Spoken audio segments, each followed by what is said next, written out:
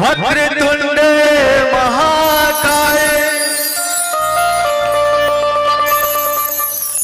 सूर्यकोटि समप्रभा निर्विघ्नं कुरु मे देव।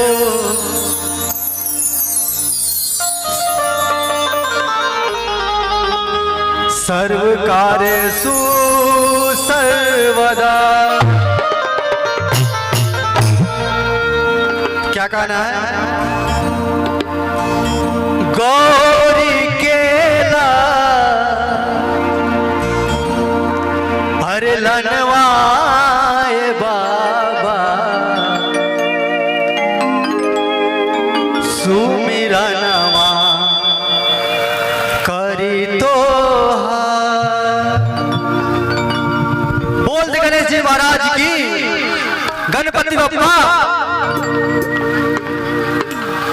गौरी केला लनवाए बाबा सुमिरनवा करी तो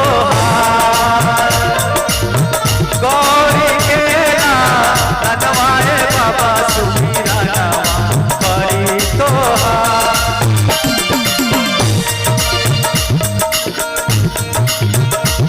गौरी केला लनवाए बाबा सुमिरनवा करी तो गौरी केला लनवाए बाबा सुमिरनवा करी तो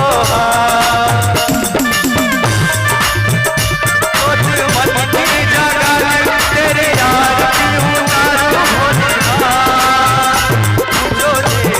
सहारा सुख जीवन का सारा तेरे चरणों पे वारू भोली माँ।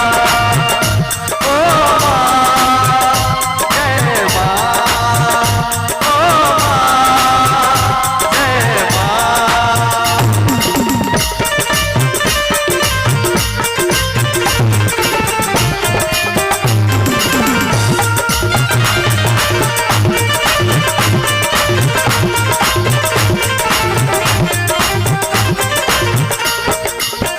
आगे क्या कहना है?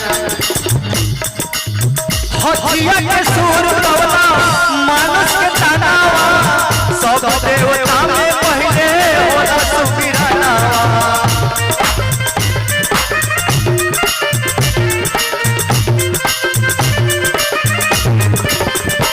हथिया के सूर कवला मानस के तनावा सब देवता में पहले होला सुमिरनवा।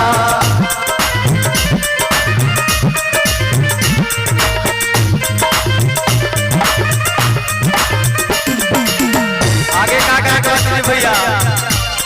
आजकल के जमाना में लोग के पास घमंड बड़ी जल्दी आवता।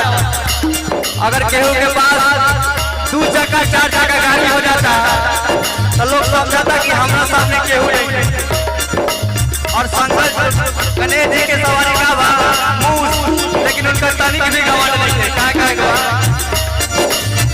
मूसा के बा हनवाए बाबा सुमिरनवा करी तो गौरी केला लनवाए बाबा सुमिरनवा करी तो